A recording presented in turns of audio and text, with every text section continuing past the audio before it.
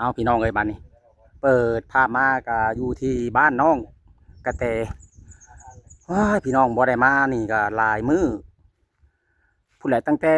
มีอันงานเทศกาลบุญบั้งไฟประจำบ้านพี่น้องเอ้ยต่อมาก็เป็นงานเทศกาลสงกรานต์พี่น้องหรือว่างานปีใหม่ลาวเนาะทางบ่าวกับไผก็บ่ได้ออกมาโดนเติบพี่น้องเอ้ยก่อนอื่นก็กราบสบายดีแล้วก็สวัสดีเด้อพ่อแม่พี่น้องที่เคารพและฮักแพงเบิดสุขุสู่คนพี่น้องเนาะมื้อนี้เดินทางมาอัปเดตการสร้างบ้านน้องก็แต่ให้ FC ให้แม่ใหญ่ใจดีใจบุญในลาท่านได้เบิ่งได้ชมกันพี่น้องเอ้ยว่าการต่อเติมบ้านน้องกระแตนี่ตอนนี้คือเห็นในคลิปเนาะเห็นในคลิปว่าทางอันผู้ใหญ่เพิ่นนี่ยุติการสร้างต่อบ่หรือว่าจังใดพี่น้องเอ้ยก็บ่ฮู้คือกันเนาะรายละเอียดที่ไปที่มาจังใดก็ยังบ่ฮู้พี่น้องเอ้ยตัวนี้ก็ดีมีแต่ว่าสิมีการสร้างต่อเติมออกไปตืมบ่หรือว่าจังใดหรือว่าเบิดเท่านี้บ่หรือว่าจังใดก็ยังบ่ฮู้พี่น้องเอ้ยเนาะก็ตอนนี้มากับสัมบ้านห้างพี่น้องเอ้ยมิดสิมินกินสะม้อยอยู่ป่ะบ่มีฮอดคนพี่น้องเนาะทางอันเบาดีเพิ่นกับบ่ได้มาพี่น้องบ่เห็นทางป้าแก้วบ้านป้าแก้วนี่ก็โอ้เงียบกิ๊บเลยพี่น้องมื้อนี้โอ้ยคันมาผู้เดียวนี่ซ้ำสี่ย่านพี่น้องปบเมื่อเลยขันมาผู้เดียวนี่ดีทอมาแล้วก็พ่อทางอันทีมงานพี่น้องเบาอันบ่แอนบาบอสแล้วก็ทางเบาเวียงพี่น้องเนาะเพิ่นเด็ดอย่างเซลอยู่พี่น้องป้าโตสัมบ้านห้างเอาโลดพี่น้องเอ้ยบ้านนี่บ้านห้างกับบ่ปานบ้านนี้ฮะเอาไปเอามาเลยคันว่าอยู่เฮิงนี่เพิ่นสิว่าอันคนนั้นมาลักหันหลังนี่ได้แบบนี้เนาะบ่มีคนอยู่เฮือนจักคนเดี๋ยวนี้นะสบายดีบ่บอส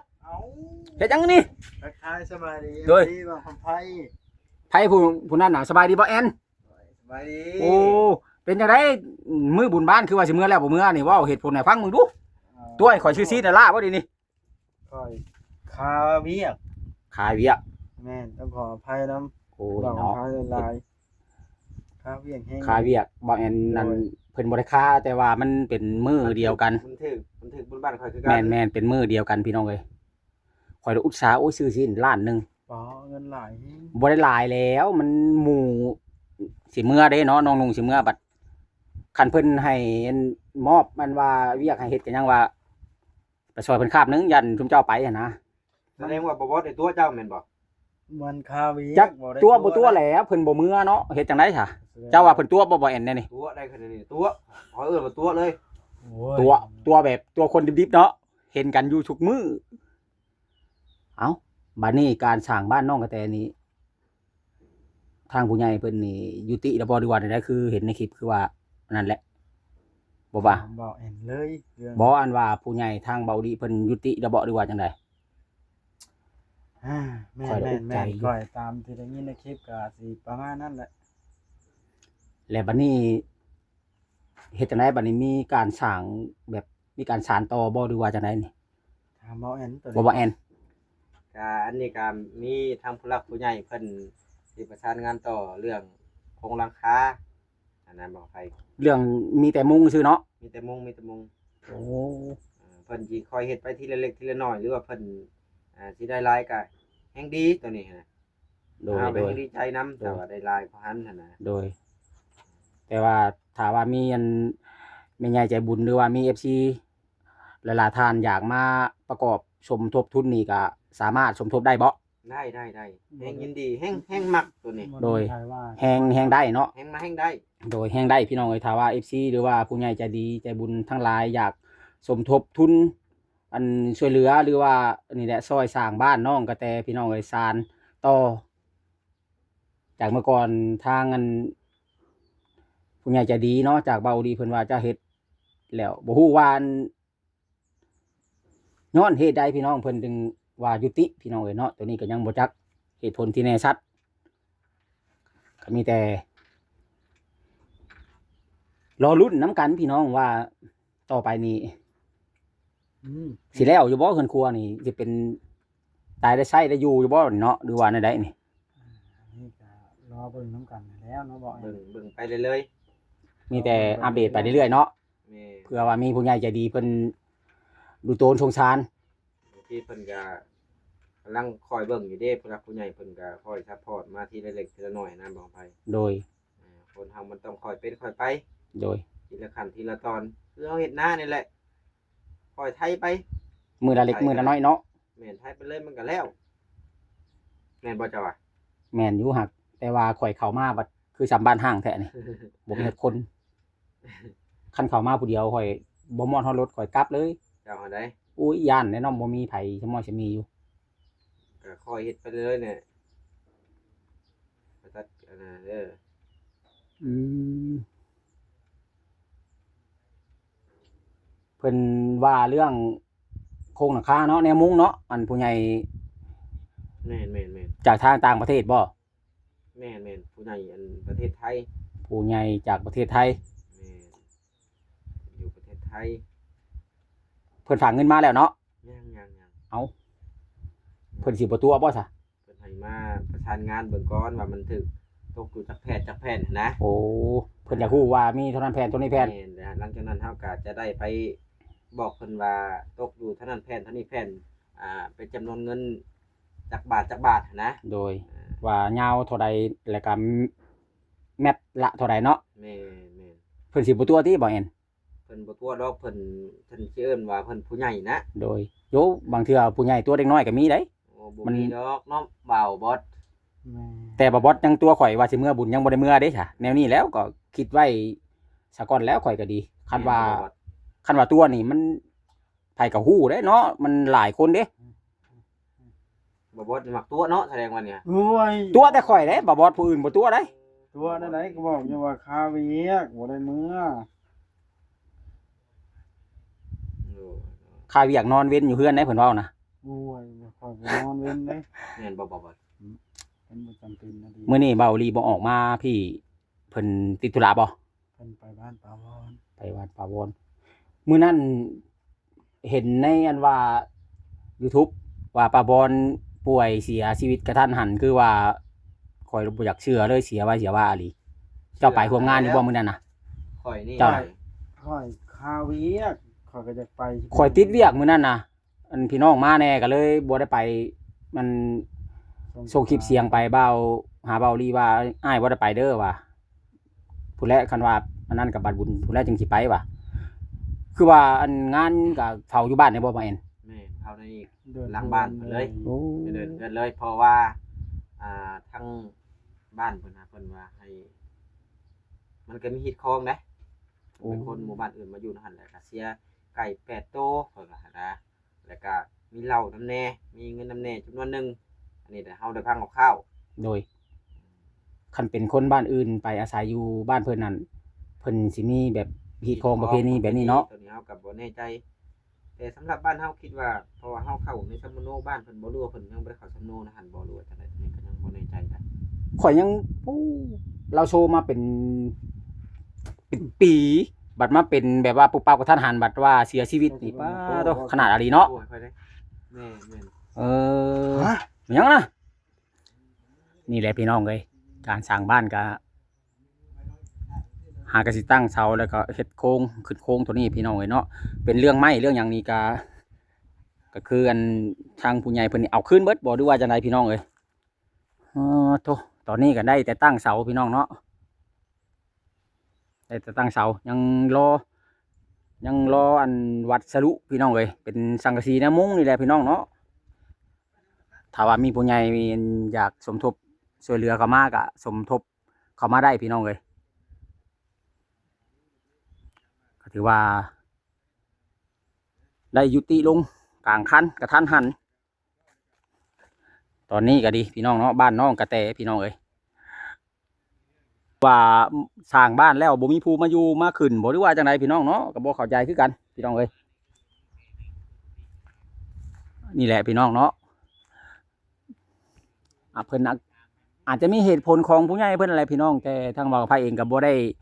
ฮู้จักพี่น้องเนาะมีแต่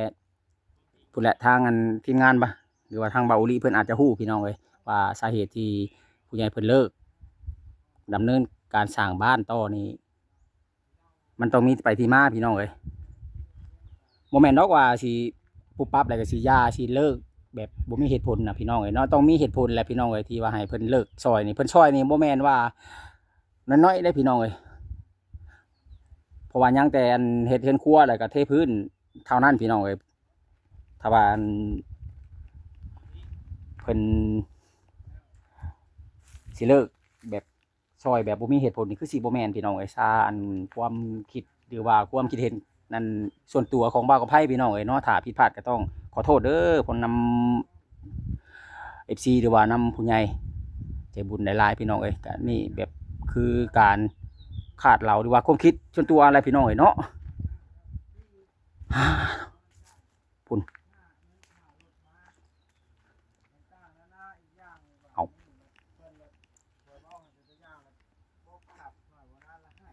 ภูมิเลยบัดนี้เอ้าเพื่อนกับท่านนี่คือเฮ็ดจังได๋ จะเล่าให้ฟัง เราฟังอยู่บ่ เพื่อนก็ยังบ่ขึ้นว่าเฮ็ดอะไรจะสิมาอยู่เพื่อนคือรอบก่อน อันนั้นบ่อน เจ้ามายัง อันเจ้าเว้าให้น้องเตให้เมื่อวานนี่นะ แม่นอัน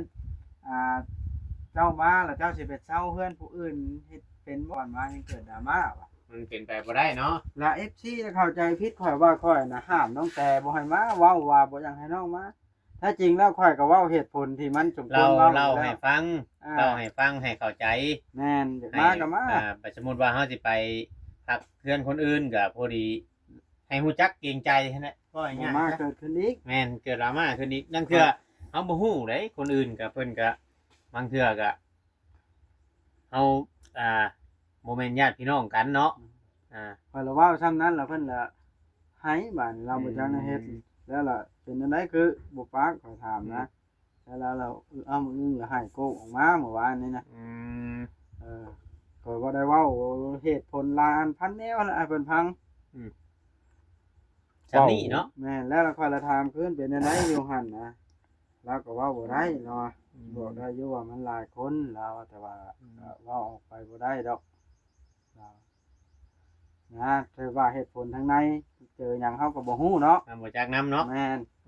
แต่ว่าน้องเพิ่นว่าจากมาเฮาก็เลยเว้าตัวอย่างให้ฟังละอันละอย่างแล้วเพิ่นละให้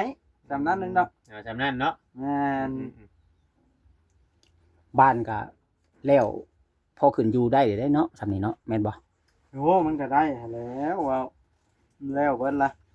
แต่ว่าน้องเพิ่นอยากมานี่ก็ แต่ว่ารอแต่ว่าขึ้นเพื่อนนะว่ากันไป โดย แต่ว่าเพิ่นยังบ่ได้ขึ้น จักมือได้บัดนี้สิขึ้นนี่ โอ้ข่อยก็เขาจะคือกัน ยังบ่ทันฮู้เนาะตัวนี้มือขึ้นเฮือนนี่ ย่าง FC ก็คอมเมนต์ผู้จักก็มีผู้ธรรมดาก็มีเพิ่นว่าขึ้นเรือนเดือน4นี่มันร้อนมันทนได้เพิ่นว่า มัน พูนเดือน6พูนเพิ่นว่า เดือน4เดือน5มันร้อนอยู่แล้ว เดือน6มันฝนตกมันก็ ชุ่มเย็น ชุ่มเย็น อ่า เพราะว่ามันเดือน6ได้เดือนนี้นะ เดือน6แล้วบ่ เดือน6ขึ้นบ่แม่น2ค่ำแล้วบ่มื้อนี้ตอนนี้มันบ่แม่นได้เดือน5นะเพราะว่าเดือนลาวนี่มันเดือน6แล้วพี่น้องเอ้ยตอนนี้ก็มันเริ่มเข้าอยากว่าต้นฤดูฝนได้นี่เริ่มมีเสียงฟ้าร้องฟ้าดังแล้ว ก็จะเป็นหน้าเลย บ้านเฮา ใกล้แล้ว ถ้าว่าคิดไปทางบ้านเฮานี่เพิ่นสิถือเป็นเดือน6ก็ได้เนาะว่าไป แม่น เนาะ แม่นเดือน6ขึ้น2ค่ำแล้ว เริ่มฝนจากตกแล้วมันเสียงฟ้าดังเบิดคืนเมื่อคืนนี่เฮือนจดจะเทือน เดิมนี่แหละว่าจะมากินนี่ก็ว่าฝนตก ฝนตกอยู่ชะนูมื้อนี้กะข่อยสิตัวเฮ็ดหยังบ่แม่นแนวตัว เจ้ารู้ว่าถ่ายคลิปไว้ให้เว้าเห็นเบิ่งนี่ บัดหน้าข่อยสิถ่ายคลิปเป็นหลักฐานเพื่อว่าทางอันบ่แอนกับบ่บอดยันว่าข่อยตัว เดี๋ยวนี้นะข้าซั่นข่อยแฮงมาฮอดแต่หึงแล้ว ตกเป็นชั่วโมงจ่าจากแฮงน้ำจนอังไว้น้ำขอบทางนั่นโยคันตักก็ได้เป็นลายหาพุ่นแล้วบางหนองตะลุกก็ดี ยังบ่ได้แห้งน้ำเดี๋ยวนี้นะคันมันแดดนะข่อยยังคิดว่าเอาทั้งพุ่นฝนบ่มีบ่วะข่อยก็เลยโทรมาถามบ่าวเวียงว่าฝนตกบ่ทางนั้นหรือว่าบ่ตกวะข่อยคิดว่ายันว่าฝนตก เจ้าว่าฝนตกก็งงนะก็ มื้อวานนี่อยู่รักษา35เด้ตอน4 โมงคือว่าลมแรงฝนตกอึกทึกบัดบ้านเฮายังบ่ทันเห็นมีซะ แม่นบ่ ชั่วอยู่คำมวนเพิ่นข่อยเบิ่งในคลิป บ่อยู่รักษาคำมวงเมือง จะเบิ่งจากเฟซ 25จาก ส่ง จากเฟซบุญทรงพระเลาะ กิน แม่น อยู่คำมวนกับตกคือกันนะว่า แห้งแท้แห้งว่าเนาะบ่เห็นเนาะบัดบ้านเฮาบ่ได้ไกลปานใดห่างกันเนาะเดี๋ยวยังบ่เห็นมี แล้วตอนค่ำมาพี่จึงมีเสียงฟ้าดังป๊าโตต่ำเบิดมื้อเบิดคืน ถ้าก็ บ เบิ่งวิวบ่แอน ค่อยรถ บ่ตัววิวบ่แอนลูกครึ่งไทยลาว ลูกครึ่งไทยลาวอยู่ไสน่ะ บ่เชื่อ อ๋อโธ่บ่แอนแบบนี้ต้องเรียก750บ่แอนแฮ่ๆว่ะนี่แหละพี่น้องเอ้ยคืออันเมื่อวานนี้เนาะก็เห็นในคลิปทางบาบอสพี่น้องเอ้ยเห็นน้องกระแตเพิ่นห้องให้บ่ฮู้ว่าเพิ่นเว้าอีหยังกันพี่น้องเนาะอาจจะแบบคิดค่อยน้อยใจอีหยังก็บ่ฮู้คือกันพี่น้องเอ้ยเพราะว่าน้องกระแตนี่แต่เมื่อก่อนก็เพิ่นก็เคยโทรมาอยู่พี่น้องเอ้ยโทรมาว่าอยากมาบ้านอยากมาเบิ่งบ้านว่าซั่นพี่น้องเอ้ยเนาะแต่ว่าตกมาแบบนี้พี่น้องเอ้ยว่าการสร้างบ้านนี่ก็ถือว่าตอนนี้คือสิหยุดแล้วพี่น้องเนาะหยุดการแบบว่าสร้างต่อรอแต่ว่ามีผู้ใหญ่เพิ่นสมทบทุนเข้ามาหรือว่ามีผู้ใหญ่เพิ่นมอบภารกิจให้พี่น้องเอ้ยว่าจะสานต่อเนาะให้มันแล้วพี่น้องให้มันเป็นตาอยู่แต่เศร้าหรือว่าจังใดพี่น้องเอ้ยก็มีแต่รอเบิ่งรอชมรอลุ้นรอติดตามไปนํกันพี่น้องเนาะว่าท้ายสุดท้ายแล้วนี่จะมีการสานต่อบ่หรือว่าพอเท่านี้พี่น้องเอ้ย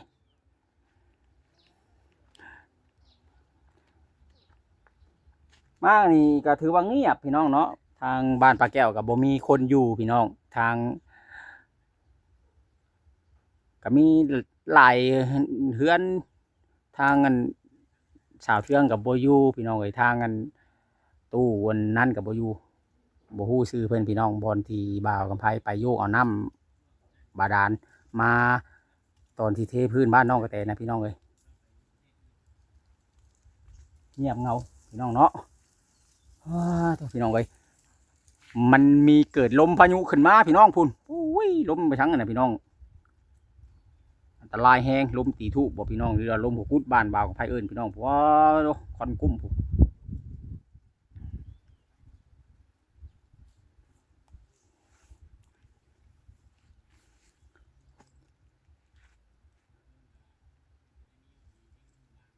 เอามีแต่สำหรับคลิปนี้พี่น้องเอ้ยก็มีแต่เท่านี้พี่น้องเนาะว่าจะมีการแบบว่าสานต่อบ่ในการสร้างบ้านของน้องกระแตในครั้งนี้ก็มีแต่รอเบิ่งรอชมรอรุ่นนำกันเด้อพ่อแม่พี่น้อง FC ถ้าว่าผิดพลาดประการใดก็ต้องกราบขอโทษขออภัยนำพ่อแม่พี่น้องนำ FC ที่เข้ามาเบิ่งมาชมเบิดสุขคนอะไรพี่น้องเอ้ยสำหรับคลิปนี้เนาะทางบางไผเองก็สิขอตัวจบคลิปไว้ซะก่อนพี่น้องเอ้ยขอขอบใจนำพ่อแม่พี่น้องนำ FC เบิดทุกท่านเนาะที่เข้ามาเบิ่งมาชมคลิปแล้วก็มาให้กำลังใจตั้งแต่ต้นตลอดมาพี่น้องขอให้พ่อแม่พี่น้องหรือว่าให้ FC เบิดทุกท่านจงสุขกายสบายใจพี่น้องเอ้ยร่ำรวยเงินคำเบิดสุขคนเด้อเนาะไว้พ่อกันใหม่ในคลิปต่อไปผู้ใดพี่น้องเอ้ยสำหรับคลิปนี้หรือว่า AP นี้เนาะขอตัวจบซะก่อนพี่น้องไว้พ่อกันใหม่ผู้ใดคลิปหน้าคลิปไหนสำหรับคลิปนี้สบายดีพี่น้องเอ้ย